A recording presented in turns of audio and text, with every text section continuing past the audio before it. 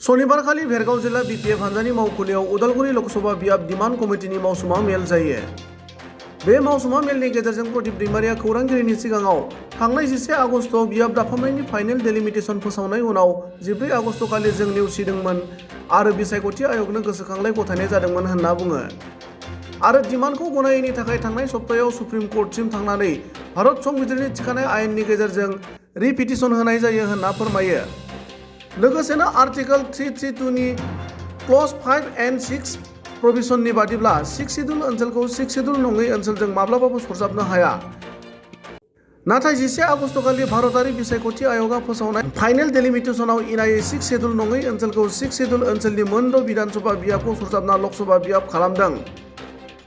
बेखायनो जोंनि मोनथाय जाय बिएलटि गोरोबथानि 4.7 दफायाव लिरनाय आरो संबिजिरनि जाय 6 शिड्युलनि खान्थिखौ सिफायनानै इनायै जोंनि मोनथायखौ फोजोबस्रांनो नागिरनायनि हेंथायै जुजिनो थाखायनो सुप्रिम कोर्टसिम थांनानै केसखौ होनो गोनां जायो होनना प्रदीप दैमारि आरो लोमसाव दैमारि बिथांमोना खौरांगिरि मेलनि गेजेरजों ओरैबायदि फोरमायो। उदालगुरि लोकसभा समष्टि दाबी समितिर नेतृबृंद लगते बडोलेण्ड पिपल्स पार्टीर नेतृबृंद आज आमी उदालगुरि जिल्ला भेरगाव जिल्ला बिपिएफर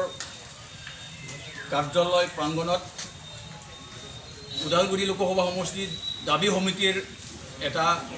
কাৰ্যকৰী সভা অনুষ্ঠিত কৰা হৈছিল আৰু ইয়াৰ যোগেদি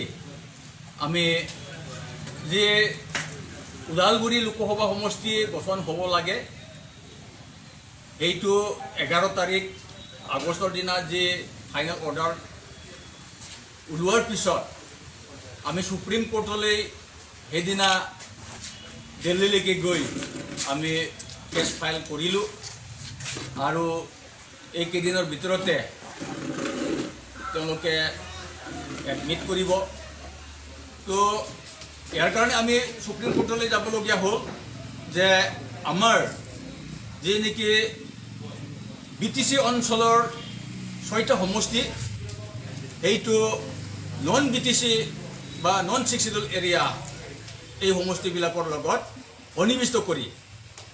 তেওঁলোকে দৰং উদালগুৰি সমষ্টি নামকৰণেৰে এটা লোকসভা সমষ্টি বনাইছে।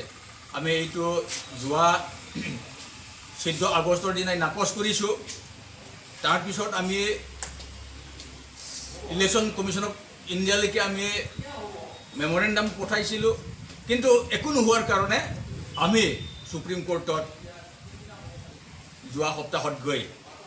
আমি শনিবাৰে আজি এক সপ্তাহ হ'ল আমি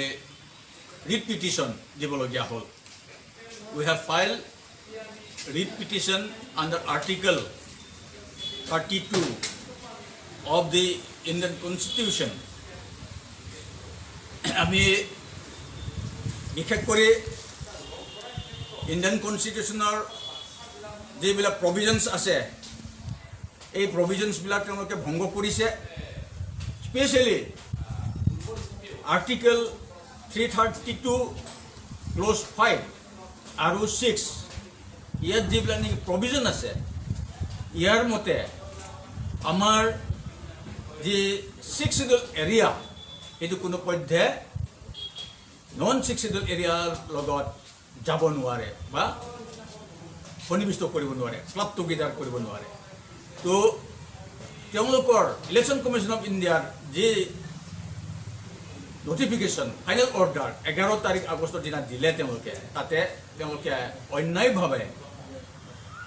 এই নন 6 শিডিউল এলেকাৰ লগত আমাৰ 6 শিডিউল এলেকাৰ এই 6টা সমষ্টিক তেওঁলোকে সন্নিৱিষ্ট কৰি গঠন কৰিছে। তো যেতিয়ালৈকে আমি এই যে আমাৰ প্ৰাপ্য আমাৰ যি নেকি বিএলটি চুক্তিৰ লগত যি 4.7 ক্লজত লিখা আছিল, লগতে কনষ্টিটিউশ্যনৰ যিবিলাক নেকি 6 শিডিউল প্ৰভিজনছ এইবিলাক ভংগ কৰাৰ কাৰণে আৰ্বিট্ৰেৰিলি তেওঁলোকে আৰু লগতে যি নেকি একৰ্ডৰ স্পিৰিট সেইটো তেওঁলোকে মিছট্ৰাষ্ট কৰি তেওঁলোকে বিশ্বাসঘাতকতা কৰি যি কাম কৰিলে তাৰ কাৰণে আমি শ্ৰেষ্ঠ আৰু সৰ্বোচ্চ ন্যায়ালয় সুপ্ৰিম কোৰ্টত আমি গৈ এই কেছ দিবলগীয়া হ'ল আৰু আমি দেখিছোঁ যে নিশ্চয় আমাৰ কেছ ছাকচেছ হ'ব আমি আমাৰ যিবিলাক যুক্তি দিছে আমাৰ উকিলবিলাকে সেই উকিলবিলাকে ভালদৰে আমাৰ যুক্তিবিলাক দাঙি ধৰিছে আমি মেমৰেণ্ডামত যিবিলাক পইণ্ট উল্লেখ কৰিছিলোঁ বিভিন্ন সময়ত চিফ ইলেকশ্যন কমিশ্যনাৰ অফ ইণ্ডিয়াক আমি দিছিলোঁ 10 তাৰিখ জুলাই দিনা সেইদিনাই 10 তাৰিখ জুলাই দিনাই ভাৰতৰ প্ৰধানমন্ত্ৰী নৰেন্দ্ৰ মোদী ডাঙৰীয়াক আমি মেমৰেণ্ডাম দিছিলোঁ এইবিলাক পইণ্টছ এই সুপ্ৰিম কোৰ্টত দিয়া যি নেকি case writ petition under article 32 of the Indian constitution তাতে সন্নিৱিষ্ট কৰা হৈছে আৰু ভাল যুক্তিৰে এইটো দাখিল কৰা হৈছে আৰু ইয়াত যোৱাৰ কাৰণে আমি ধন্যবাদ জনাব লাগিব এক নম্বৰতে আমাৰ BPFৰ সভাপতি মাননীয় হাগ্ৰামা মহিলাৰী ডাঙৰীয়াক তথা প্ৰাক্তন BTCৰ চিফ হাগ্ৰামা মহিলাৰী ডাঙৰীয়াক আমি ধন্যবাদ জনাব লাগিব কাৰণ তেওঁ যি সদিচ্ছা আমাক দেখুৱালে তেওঁ যি আমাক ছাপৰ্ট দিলে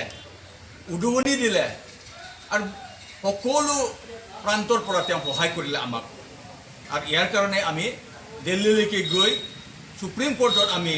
এই ৰিট পিটিশ্যন দাখিল কৰিবৰ কাৰণে আমি সক্ষম হ'ল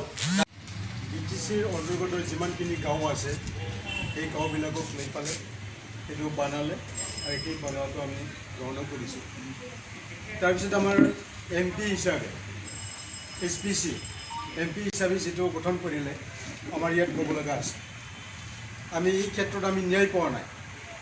কাৰণ সংবিধানত লিখা আছে আমিতো লিখা নাই সংবিধানত তেওঁলোকে 332 ক্লজ নম্বৰ 5 আৰু 6ত এইটো লিখা আছে যে বাহিৰা মানে BTCৰ ভিতৰতে এইটো হ'ব লাগে আৰু 6 শিডিউল এলেকাৰ ভিতৰতে হ'ব লাগে আৰু বাহিৰৰ পৰা এইটো দিব নালাগে ক্লাব কৰিব নাপায় এইখিনি নোৱাৰে এইখিনি কথা সংবিধানত লিখাই আছে ইয়াৰ কাৰণে যিহেতু BTC এলেকাৰ 6 শিডিউলৰ ভিতৰত গতিকে বাহিৰৰ পৰা এতিয়া 5টা সমষ্টি আমাৰ দৰং ওদালগুৰি লোকসভা সমষ্টিত দিয়া হৈছে ওদালগুৰিৰ পৰা মানে 4টা সমষ্টি বাক্সাৰ পৰা 2টা সমষ্টি আৰু বাহিৰত কামৰূপৰ পৰা 2টা ৰঙিয়া সমষ্টি কমলপুৰ সমষ্টি আৰু আমাৰ দৰঙৰ পৰা দলগাঁও শিৱাজাৰ আৰু মংগলদৈ এই 5টা সমষ্টিক বাহিৰৰ পৰা ইয়াত ক্লাব কৰা হৈছে ইয়াত আমি বিৰোধিতা আমি কৰিছোঁ ইয়াৰ কাৰণে আমি সৰ্বোচ্চ ন্যায়ালয়ত গৈ পেলাই ইয়াৰ আমি জাষ্টিচ পাম এইটো আমি আশা কৰিছোঁ কাৰণ সৰ্বোচ্চ ন্যায়ালয়ে যিহেতু আমাৰ সেই ভাৰতবৰ্ষৰ নাগৰিকসকলক যিহেতু ন্যায় প্ৰদান কৰা হয় গতিকে আমি সেই ন্যায়টো আমি পাম বুলি আমি আশা কৰিছোঁ কাৰণ কিয় আপোনালোকে জানে সুদীৰ্ঘ 18 বছৰ সংগ্ৰাম কৰি পেলাই চবেই জানে BAC গঠন হৈছিলে প্ৰথম 1993 তাৰপিছত BTC হৈ গ'ল এতিয়া বৰ্তমান বিটিয়া গতিকে ইমানখিনি কৰাৰ পিছতো আমাক যদি এইখিনি প্ৰদান কৰা নহয় ৰাজনৈতিকভাৱে যদি আমাক এক্সপ্লইট যদি কৰা হয় তেতিয়াহ'লে আমিও আমিও সংগ্ৰাম কৰিব লাগিব ৰাজনীতিকৰ কাৰণেইতো সংগ্ৰাম কৰি আহিছিলে সেই মানে এলেকাত সংগ্ৰাম হৈছিলে সেইখিনি আমি সকলোৱে জ্ঞাত আৰু এই অঞ্চলটো আজি ভাৰত স্বাধীনতা হোৱাৰ পিছত ইমানখিনি এক্সপ্লইটেশ্যন হৈছে চাকৰি বাকৰিৰ ক্ষেত্ৰতে হওক অন্যান্য ক্ষেত্ৰতে হওক মানে বহুখিনি আমি একদম এক্সপ্লইটেড হৈ আছোঁ উন্নয়নটো কিবা বুলি এটা বস্তুৱেই নাছিলে গতিকে 2003 চনৰ 10 ফেব্ৰুৱাৰীত যি চুক্তি স্বাক্ষৰ কৰা হ'ল তাৰ পিছতহে আমাৰ ব্ৰহ্মপুত্ৰৰ উত্তৰ পাৰত যিখিনি এতিয়া মানে বড়োভূমি বুলি কয় অলপমান এতিয়া উন্নয়নৰ মুক্ত দেখা পাইছে ইয়াক যি ধৰ্মৰে নাথাকক কিয় যি জাতিৰে নাথাকে কিয় সকলোৱে আমি একচুৱেলি মানে আণ্ডাৰ ডেভেলপ আছিলোঁ এতিয়া BTC হোৱাৰ পিছতহে এইখিনি আমি অলপমান দেখা পাওঁ আৰু যদি ৰাজনৈতিকভাৱে ইয়াত যদি ছাপ্ৰেশ্যন কৰিব বিচাৰোঁ আমি এইটো কেনেকুৱা মানে মানে মানি লওঁ গতিকে আমি মানি ল'ব নোৱাৰোঁ ইয়াৰ কাৰণে আমাৰ পাৰ্লামেণ্টাৰী ছিটটো আমাক লাগিবই ভাৰত চৰকাৰে আমাক প্ৰদান কৰিব লাগিবই সংবিধানৰ গণ্ডিৰ ভিতৰত গতিকে যিটো আছে আমি সেইটো বিচাৰিছোঁ সংবিধানে যিটো কৈছে আমি সেইটোৱেই বিচাৰিছোঁ বেলেগ আমি বিচৰা নাই গতিকে আমি আশা প্ৰকাশ কৰিলোঁ সুপ্ৰিম কোৰ্টে আমাক ওদালগুৰি বাক্সা ৰাইজক ভাল এটা ব্ৰিটিছবাসী ৰাইজক ভাল এটা ন্যায় দিব সেইটো আমি কামনা কৰিছোঁ যিহেতু BTCৰ ষষ্ঠ অনুষ্ঠিত এলেকা ইয়াত বিভিন্ন ব্যৱস্থা আছে এই সুকীয়া ব্যৱস্থাত নিৰ্বাচনী আয়োগে অৱমাননা কৰিলে নেকি আৰু ইয়াত অন্য ৰাজনৈতিক দলৰ কিবা প্ৰৰোচনা আছে বুলি ভাবে নেকি অৱমাননাটো কৰিছে আমি যিহেতু ডিমাণ্ড দিছিলোঁ এইফালে পইণ্ট আমি যিফালেইতো আমি ডিমাণ্ড কৰিছিলোঁ গতিকে তেওঁলোকে আমাক দিয়া নাই ইয়াৰ কাৰণে সেইটো অৱমাননা কৰা হৈছে ভায়লেশ্যন কৰা হৈছে ভাৰতৰ সংবিধানখন আমাৰ এই মানে কমিশ্যনে গতিকে আমি আশা কৰিছোঁ সেইটো তেওঁলোকে এই ন্যায়টো আমাক প্ৰদান কৰিব ইয়াত দলৰ মানে থাকিব পাৰে কিছু থাকিব পাৰে আমি দেশকৈ আমি দেখাই পাইছোঁ কিছুমান ৰাজনৈতিক পাৰ্টীয়ে আমাৰ একদম নিজাববীয়া নিজা একেবাৰে পাৰ্টী জিকাই নিয়াৰ স্বাৰ্থত মানে তেওঁলোকে নিজাববীয়াকৈ বনাই লৈছে সেইটো আমি দেখাই পাইছোঁ গতিকে ইয়াত আমাৰ আৰু বেলেগ আৰু ক'ব লগা নাই গতিকে সেইবিলাক যিহেতু হৈছে অন্যায় হৈছে ইয়াৰ কাৰণে আমি এতিয়া ন্যায়টো আমি বিচাৰিছোঁ ইয়াৰ পিছত আপোনালোকৰ কি ইনিচিয়েটিভ ল'ব নেক্সট ইয়াৰ পিছত আপোনালোকে পৰ্যায়ক্ৰমে কি পদক্ষেপ ল'ব এতিয়া আমি কোৰ্টৰ ওপৰত ভৰসা কৰিছোঁ আমি ৱেইট কৰিছোঁ কোৰ্টে কি কয় ইয়াৰ ওপৰত আমি মানে কিবা কৰিছোঁ আমাৰ সংগ্ৰামটো অব্যাহত থাকিব এই ক্ষেত্ৰত কিন্তু BTC চৰকাৰৰ দায়িত্ব আছিল এই ক্ষেত্ৰত কিন্তু BTC চৰকাৰৰ দায়িত্ব আছিল কিন্তু চৰকাৰে যি প্ৰমোদ বড়োৰ চৰকাৰ এই প্ৰমোদ বড়ো চৰকাৰে লোকসভা গঠনৰ ক্ষেত্ৰত কোনো গুৰুত্ব প্ৰদান কৰা নাই যেন ভাবে নেকি কিয় নাভাবোঁ আমি ভাবিছোঁ কাৰণ এতিয়া BTC 6 এলেকা ইয়াত এটা অথৰিটি আছে সেই অথৰিটিয়ে এই বৃহত্তৰ অঞ্চলৰ ৰাইজৰ কাৰণে এই BTCবাসীৰ মানে কি কয় এইটো জনসাধাৰণৰ কাৰণে মানে ৰাজনৈতিকভাৱে সাংবিধানিকভাৱে যিটো আমাৰ অধিকাৰ আছে সেই অধিকাৰখিনি মানে দিবৰ কাৰণে আমাৰ অথৰিটিয়ে এটা প্ৰচেষ্টা ল'ব লাগিছিল তেওঁলোকে কোনো আমি মানে প্ৰচেষ্টা লোৱা আমি দেখাই নাপালোঁ শুনানিত তেওঁলোকে একোৱেই নক'লে একো কোৱা নাই শুনানিত আমি সেইটো দেখাই পাইছোঁ UPPL দল তেওঁলোকে একোৱেই নক'লে চৰকাৰী হিচাপেও তেওঁলোকে একোৱেই মানে দায়িত্ব নল'লে এইখিনি আমি দেখাই পাইছোঁ ইয়াৰ কাৰণে আজি এই মুহূৰ্তত আমি ক'ব লাগিব যে এতিয়া বৰ্তমান চৰকাৰখনে যি প্ৰমোদ বড়োৰ নেতৃত্বৰ চৰকাৰ চলাই আছে এই চৰকাৰখনে সঁচাকৈ আমাৰ এই অঞ্চলৰ ৰাইজৰ যি অধিকাৰ সেই অধিকাৰটো অধিকাৰৰ কাৰণে তেওঁলোকে কোনো ফাইদে নকৰিলে সেইটো আমি দেখুৱাই আমি দেখা পাইছোঁ আমি ধিক্কাৰ দিছোঁ ইয়াৰ কাৰণে প্ৰমোদ বড়ো চৰকাৰখনক ধিক্কাৰ দিছোঁ যে সঁচাকৈ আমাৰ সংবিধানত যিটো আছে লিপিবদ্ধ আছে জীয়াই আছে আমি যদি ইয়াত মানে অথৰিটি হৈও ইয়াৰ মালিক হৈও যদি এটা কথাও যদি নকয় ইয়াতকৈ আৰু দুখ লগা মানে কি থাকিব আমি ইয়াৰ কাৰণে ধিক্কাৰ দিছোঁ